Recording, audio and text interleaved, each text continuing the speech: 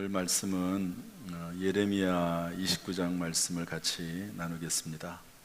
제목은 하나님의 생각, 이런 제목입니다. 오늘 본문의 11절에 보면 여호와의 말씀이니라 너희를 향한 나의 생각을 내가 하나니, 이렇게 되어 있죠. 그래서 하나님의 생각이라고 하는 제목으로 같이 말씀을 나누겠습니다. 한번 따라서 합시다. 하나님의 생각. 다시 한번 하나님의 생각. 사람에게는 생각과 의지와 감정이 있습니다. 이런 모든 것들은 하나님께서 우리에게 주신 것들이죠. 사람을 창조하시면서 동물들과 다르게 사람에게 특별한 지능을 주시고 또 영혼을 주시고 그러시면서 생각과 의지와 감정이 풍성하게 하셨습니다. 이런 모든 것들은 하나님께 주신 것이기 때문에 우리가 생각할 수 있는 것이 있죠. 감정을 주신 분이 감정이 없으실까? 의지를 주신 하나님이 어떤 것을 하고자 하는 의지가 없으실까? 생각을 주신 분이 생각하지 못하실까 하는 겁니다. 하나님도 의지가 있으시고 감정이 있으시고 하나님도 다 생각이 있으시다 하는 거죠. 개인을 위한 생각이 있고 가정을 위한 생각이 있고 교회를 위한 생각이 있고 나라 민족을 위한 생각이 있으시다 하는 거죠. 그렇다면 우리 하나님의 자녀들을 위한 하나님의 생각 무엇일까? 창세기부터 요한계시록까지 성경 말씀을 쭉 보면 하나님의 생각과 의지와 그 하나님이 언제 화를 내시고 분노하시고 언제 하나님이 기뻐하시는지 이런 내용들이 다 나와 있습니다. 그런데 오늘 본문에 한정해서 하나님의 생각은 무엇인지 살펴보려고 합니다. 첫 번째로 하나님의 생각은 우리에게 평안과 미래와 희망을 주려는 것입니다. 따라서 합시다. 평안과 미래와 희망을 주는 것이다. 우리 11절 말씀 다 같이 읽어보겠습니다. 11절 시작. 여호와의 말씀이니라 너희를 향한 나의 생각을 내가 하나니 평안이요 재앙이 아니니라 너희에게 미래와 희망을 주는 것이니라. 이스라엘 백성들이 또 유다 백성들이 하나님의 말씀을 안 듣습니다. 선지자를 통해서 끊임없이 경고하세요.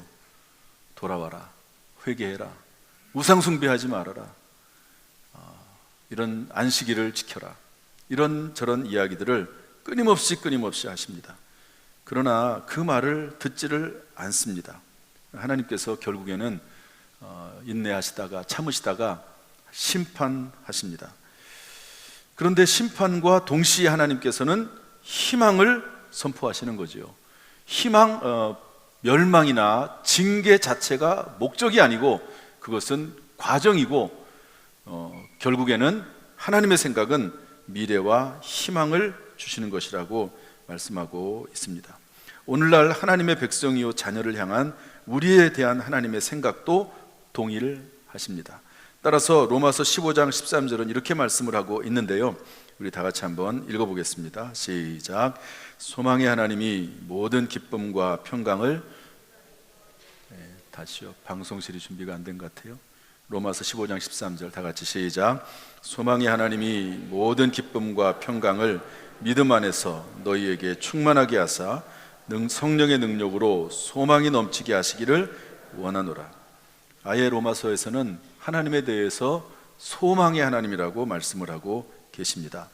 로마서 8장 28절은 또 이렇게 말씀하고 있습니다. 우리가 알거니와 하나님을 사랑하는 자 곧 그의 뜻대로 부르심을 입은 자들에게는 모든 것이 합력하여 선을 이루느니라. 비록 이스라엘 백성들이 어려움을 당하고 하나님의 징계를 받지만 하나님께서는 그것조차도 합력해서 선을 이루게 하신다고 말씀을 하고 있습니다. 이것이 저와 여러분을 향한 하나님의 생각인 줄로 믿습니다. 동굴이 있고 터널이 있습니다. 동굴은 끝이 막혀 있지요. 끝까지 가면 절망입니다. 되도록 빨리 돌아와야 합니다. 터널은 끝이 열려 있습니다. 끝까지 가면 빛이 보입니다. 힘들고 어려워도 계속 가야 하는 것이죠. 지금 여러분은 동굴을 지나가고 있습니까? 아니면 터널을 지나가고 있습니까? 하나님의 뜻 안에서, 말씀 안에서 터널을 지나가고 있다면 힘들어도 가야 합니다. 그러나 육신의 정욕, 안목의 정욕, 이생의 자랑을 위해서 달려가고 있다면 동굴입니다. 빨리 돌아 나와야 되는 것이죠. 목표나 목적을 말씀으로 전환해서 그 동굴에서 빠져나와야 된다는 것을 성경은 우리에게 알려주고 있습니다. 여러분, 하나님의 말씀 안에서 우리에게는 미래가 있고 평안과 그리고 희망이 있는 줄로 믿습니다. 오늘 이 시간 이 말씀으로 우리의 마음을 채우고 우리의 생각을 채우고 우리의 생각을 전환하는, 체질을 전환하는 시간 될 수 있기를 주님의 이름으로 축복합니다.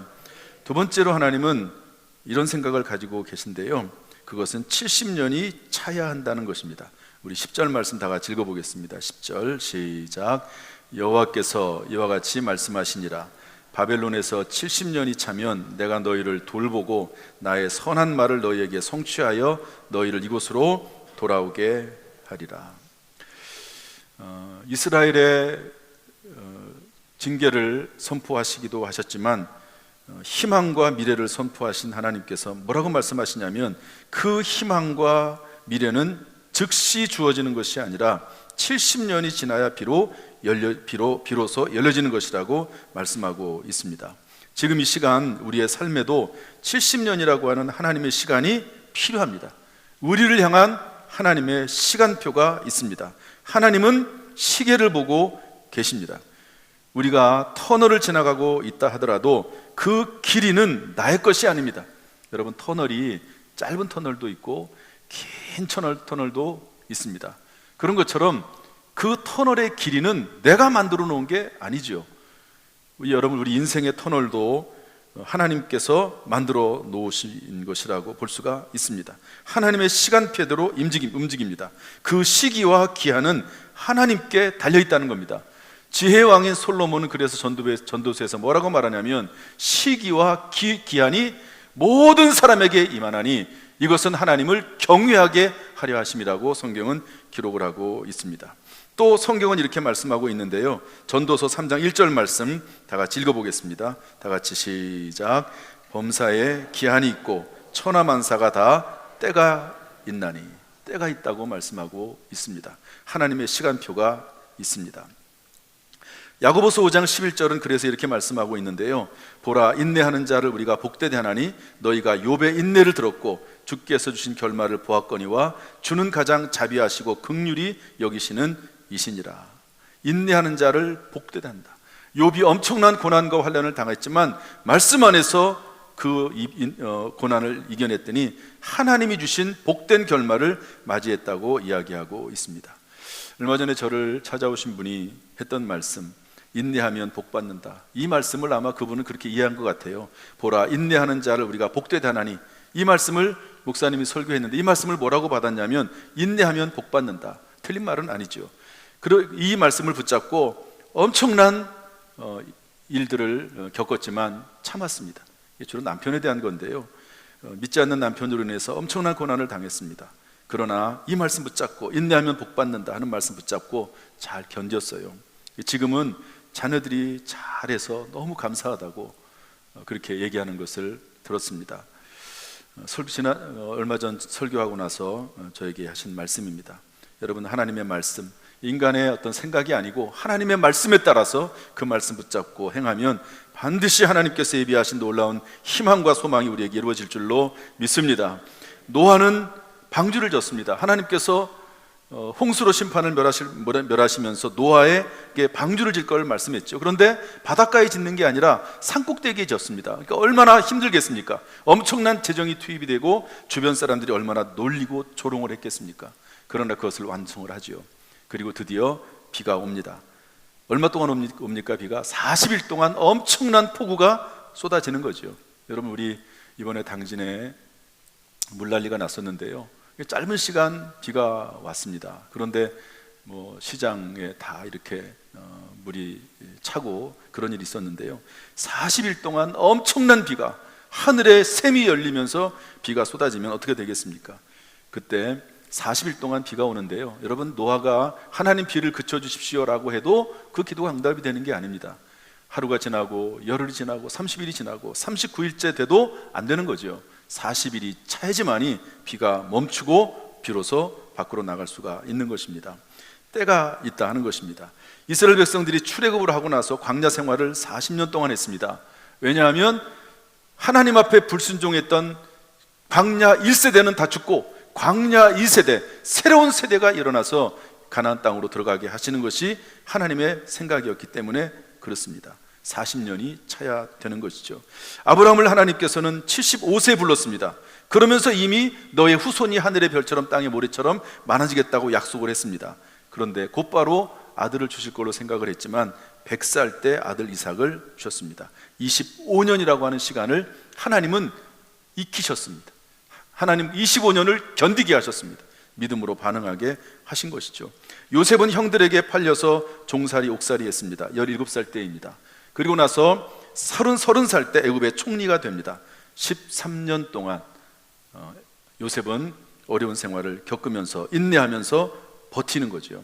다윗은 사울 왕에게 쫓겨서 광야와 타국에서 죽을 고생을 합니다. 엄청난 고난과 수치를 당합니다. 10년 동안 그렇게 합니다.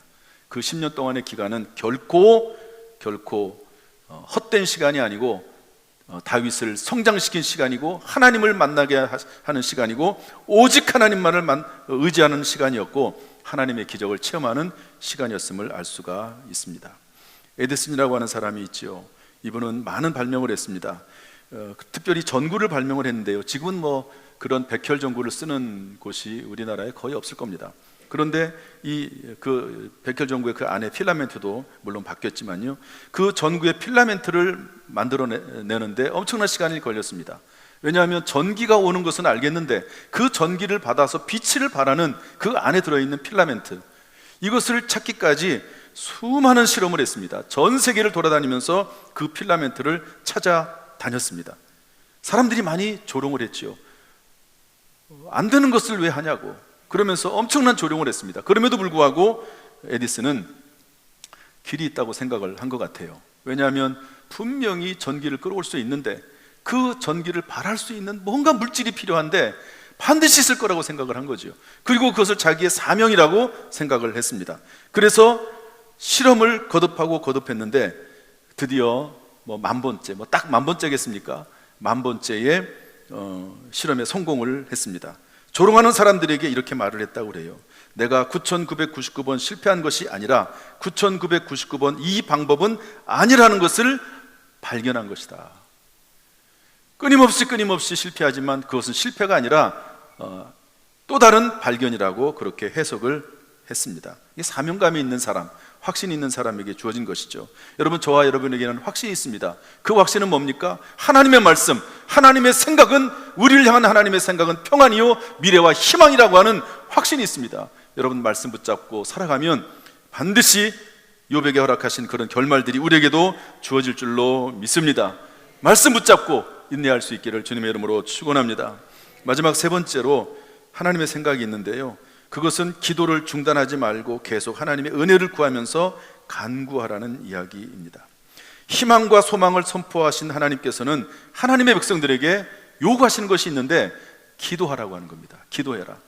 물론 바벨론에 붙잡혀간 그 포로들에게는 왕이 붙잡혀가고 귀족들이 붙잡혀가고 재능 있는 사람들이 다 끌려갔거든요. 그런데 그들에게 뭐라고 말씀하시냐면, 너희들은 비록 이 포로로 잡혀왔지만 절망하지 말아라, 낙심하지 말아라, 여기에서 결혼도 해라, 할 수만 있으면 집도 사라. 70년이라고 하는 기간이 지나야 되기 때문에 그 기간 동안에는 여기에 머물러 살면서 결혼도 하고 자녀들을 낳으면서 뭐라고 말씀하시냐면 수가 줄어들지 않도록 해라, 이렇게 말씀하십니다. 번성하라고 하는 거죠. 끝까지 믿음을 가지고 그 기간을 견뎌내라고 말씀을 하고 있습니다. 그리고 온 마음으로 하나님을 찾고 부르짖어 하나님을 구하면 만나 주실 거라고 말씀하고 있습니다.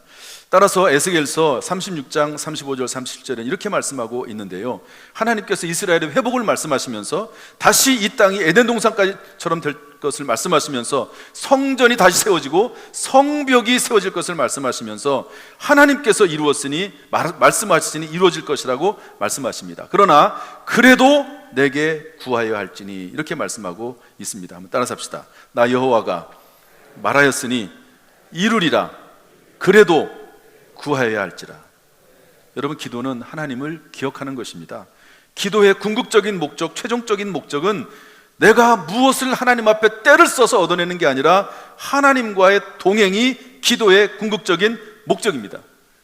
창립 70주년을 맞이해서 5월 달에 제가 책 한 권씩을 드렸습니다. 70년사를 만들어서 드렸고, 그리고 제가 집필한 책을 하나씩 드렸어요. 제목은 능력 있는 기도입니다. 다 읽어보셨나요? 그 기도의 내용은 뭐냐면 하나님께 드리는 기도의 최종 목적은 하나님과 동행이다, 이런 얘기를 그곳에 기록을 했습니다. 그러므로 하나님께서 이미 말씀했다 하더라도 하나님과 동행하면서 계속해서 기도하기를 하나님께서는 원하시는 것이죠. 여러분, 우리가 하나님 나라에 들어갈 때까지는 이 세상에는 평안이, 완전한 평안이 존재하지 않습니다. 하나님께서 우리를 도우시기도 하고 천사들이 우리를 돕기도 하지만 악한 영 사탄 마귀가 우는 사자처럼 우리를 넘어뜨리려고 한다고 말씀을 하고 있거든요. 이 세상에서는 불신자들이 됐든 믿는 사람이 됐든 어려움이나 고난과 환난이 있을 수도 있다는 것을 기억하시고, 그 기간 동안은 잘 되었든 못 되었든 부하든 가난하든 어찌 되었든지 간에 기도하면서 살라고 말씀하고 있습니다. 반드시 하나님의 예비하신 하나님의 은혜와 축복이 우리 가운데 임할 줄로 믿습니다. 영원한 나라가 예비되어 있는 줄로 믿습니다. 천종호라고 하는 분 장로님 이야기를 좀 하겠습니다. 이분은 부산 가정법원 부장판사이십니다. 판사이세요. 장로님이시기도 하고 판사이기도 하신데요, 이분이 교회를 나가게 된 이유가 있습니다. 초등학교를 다니던 어느 날 친구들이 모두 다 없어져 버렸어요. 알아봤더니 전도팀을 따라가지고 교회를 나가기 시작한 겁니다. 주일날이 되면 다 친구들이 교회를 나가니까 놀 애들이 없어요. 그래가지고 친구들과 놀고 싶어서 교회를 찾아갔습니다. 그런데 이 아이가 좀 성실하고 착하고 그랬나 봐요. 그러니까 중고등부 회장도 되고 그렇게 했습니다. 그런데 가정 형편이 너무 어려워가지고요, 공부할 상황이 안 됐습니다. 그리고 설사 좋은 대학에 입학을 해도 학비가 없고 또 원서를 접수할, 대학 원서를 접수할 수 있는 그런 돈도 없었어요. 7남매를 뒀는데, 여러분 저도 6남매인데요 아주 그냥 뭐 바글바글합니다. 아이들이 좁은 집에서 같이 지내니까. 그런데 어디 공부할 자리가 어디 있겠습니까? 그래서 이 아이가 어떻게 했냐면 교회에 나가서 공부를 했습니다. 그런데 여러분, 교회 나가서 자리를 잡고 공부할 수 있는데 좀 미안하기도 하잖아요. 교회 나온 지도 얼마 되지도 않았고. 그래서 어떤 생각을 했냐면, 참 이 생각 자체가 훌륭하고 중요한데요, 새벽같이 일어나서 교회에 가서 새벽 예배 드리고, 그리고 그때부터 교회에서 공부했습니다. 새벽 예배 드리고 일단, 그리고 교회에서, 집에서는 공부할 환경이 안 되니까 공부를 했습니다. 성적이 좋았어요. 그 대학에도 충분히 들어갈 수 있는 점수가 됐습니다. 그런데 대학 원서를 접수해야 되는데 대학 원서를 접수할 수 있는 돈이 없었던 것 같아요. 부모들도 별로 관심이 없고, 그래가지고 접수를 못하고 마지막 날이 됐습니다. 터덜터덜 걸으면서 국제시장, 자갈치 시장 이런 데를 전전하고 있는데, 그때 이름만 아는 사이인 학교 친구를 만났어요. 그 친구가 대뜸 하는 말이 뭐냐면, 야, 너 종호야, 입학원서 썼냐? 너 그래도 공부 꽤 했는데 입학원서를 썼냐? 그랬더니 못 썼어. 좀 사정이 있어서 못 썼어. 그렇게 얘기를 했더니 이 친구가 문우당이라고 하는 곳에 서점에 가서 원서를 사주고, 학교를 데리고 가서 교장 선생님의 도장도 받아주고, 부산대학교에 데리고 가서 마감 20분 전에 원서를 접수하고, 그렇게 했다는 겁니다. 박영규라고 하는 친구라고 그래요. 나중에 이제 잘 됐죠. 이 장로님은 나중에 물어봤더니요, 자기가 그렇게 한 일도 몰라요. 기억이 없는 겁니다. 이게 엄청난 일이잖아요. 입학원서를 써주고, 그거를 사주고, 교장 선생님 도장도 받아주고, 그리고 부산대학까지 같이 가서 그런 일을 한 게 어떻게 기억이 안 남겠습니까? 그런데 기억이 없다는 거예요. 어쨌든 그 일을 이 친구가 했습니다. 그 결과 자신은 붙고 합격을 했는데 그 친구는 떨어졌어요.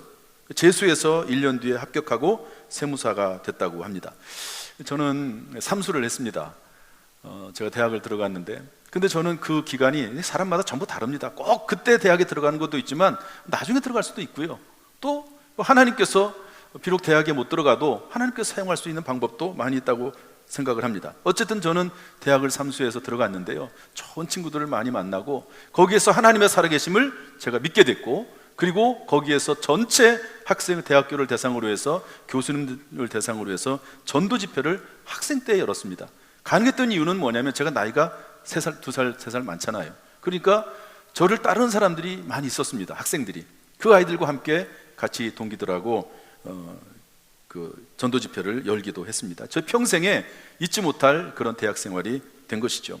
어쨌든 이 천종호라고 하는 장로님이 이 일을 회상하면서 뭐라고 얘기했냐면, 내가 기도하면서 집에서는 공부할 상황이 안 돼서 기도하면서 공부했더니 전혀 생각하지 못했던 일이 일어났다. 전혀 내가 예상하지 못했던 일, 상상할 수도 없는 일이 일어나게 됐다. 이렇게 글에 기록을 하고 있습니다. 여러분, 어떤 일을 만나든지 간에 기도하면서 믿음 안에서, 말씀 안에서 꾸준하게 흔들림 없이 인내하면서 우리의 일들을 감당을 하면 반드시 하나님께서 예비하신 놀라운 일들이 우리 가운데 생길 줄로 믿습니다. 이제 말씀을 정리하겠습니다. 제가 이전에 말씀드렸던 징기스칸이라고 하는 분 이야기를 하겠습니다. 징기스칸, 여러분 다 아시죠? 징기스라고 하는 말은 위대하다는 말이고요, 칸이라고 하는 말은 왕이라고 하는 말입니다. 징기스칸 1204년 몽골을 통일합니다. 1206년 중국 금나라를 정복합니다. 1223년 중앙아시아 평정을 합니다. 러시아까지 정벌 합니다. 그가 다스린 나라는 히틀러가 정복한 유럽 전체, 알렉산더 왕이 점령한 모든 지역을 합한 것보다 더 많습니다. 엄청난 그런 땅을 점령했습니다. 점령하는 것은 많은 사람들을 죽이는 일이기 때문에 그렇게 바람직하지는 못하다고 봅니다. 그렇지만 그가 이룬 세상적인 업적은 놀라운 일이지요. 그의 말을 한번 들어보겠습니다. 집안이 나쁘다고 탓하지 말라. 나는 9살에 아버지를 잃고 마을에서 쫓겨났다. 가난하다고 말하지 말라. 나는 들쥐를 잡아먹으며 연명했다. 배운 게 없어 힘이 없다고 탓하지 말라. 나는 내 이름도 쓸 줄 몰랐으나 남의 말에 귀 기울이면서 현명해지는 법을 배웠다. 적은 밖에 있는 것이 아니다. 내 안에 있다. 나를 극복하는 그 순간 나는 징기스칸이 되었다. 이렇게 기록을 하고 있습니다. 이분은 예수님을 모르고 하나님을 모르는 사람들입니다. 그러나 하나님께서는요, 사람이 땀 흘리고 의지를 가지고 노력하면 그 의지와 노력으로 말미암아 잘 될 수 있다고 하는 것이 하나님의 자연 법칙입니다. 그 자연 법칙에 따라 이렇게 성공을 할 수도 있는 것이죠. 그러나 우리에게는 무엇이 있습니까? 하나님의 말씀이 있습니다. 하나님의 말씀, 내게 능력 주시는 자 안에서 내가 모든 것을 할 수 있다고 하나님께서 말씀하고 있습니다. 문제는 말씀이 없는 거죠. 문제는 믿음이 없는 겁니다. 하나님의 말씀을 확신하지 않는 겁니다. 그리고 악한 영 사탄 마귀를 물리치지 못하는 겁니다. 오늘도 찬양을 했는데요, 저는 찬양하는 시간이 정말 중요하다고 생각합니다. 여러분, 찬양은 지난 일주일 동안 살면서 세상에 찌들어 살았던 분들이 찬양하면서 여러분 하나님을 찬양하는 가운데 마음이 열립니다. 기도문이 열립니다. 위로를 받습니다. 그리고 더욱 중요한 것은 찬양하면서 악한 영 사탄 마귀가 떠나가는 시간이거든요. 저는 기도할 때마다 어제도 밤에 와서 기도하는데 찬송을 해요. 그러면 찬송하는 순간 마음문이 열리고 어떤 때는 하나님께서 깊은 감동을 주십니다. 그러면 그때 악한 영이 떠나가고 나의 모든 연약한 부분들이 치료가 되는 것을 경험합니다. 그러므로 정말 귀중한 일이지요. 여러분, 세상 사람도 이런 의지를 가지고 하면 하나님의 일반 법칙에 적용이 됩니다. 그러나 우리는 하나님의 말씀에 따라 살고 있지 않습니까? 하나님의 말씀을 붙잡고 여러분, 우리를 향한 하나님의 생각이 희망과 소망임을 믿고 살아갈 수 있기를 주님의 이름으로 축복합니다. 그 믿음 붙잡고 힘들고 어려운 시간을 인내로 극복할 수 있기를 주님의 이름으로 축복합니다. 기도하며 하나님의 은혜를 구하고 하나님의 말씀을 나의 생각으로 바꾸고 하나님의 말씀을 내 뼈와 피와 살에 새기는 가운데 말씀의 사람으로 체질화될 수 있기를 주님의 이름으로 축복합니다. 여러분, 하나님 앞에 무언가 복을 구하기 전에 말씀으로 채우세요. 1년에 성경을 한 번이라도 읽자. 1년에 그것이 쌓이고 쌓이다 보면 여러분, 하나님의 말씀이 내 피가 되고 살이 되고 뼈가 되지 않겠습니까? 그러면 그 말씀이 내 인생을 바꾸어 나가게 되는 것입니다. 말씀 자체 능력이 내 인생과 운명을 바꾸게 될 줄로 믿습니다. 이번 한 주간도 하나님께서 은혜 베푸시고 지켜주시고 평강 주시기를 예수님의 이름으로 축원합니다. 기도하겠습니다.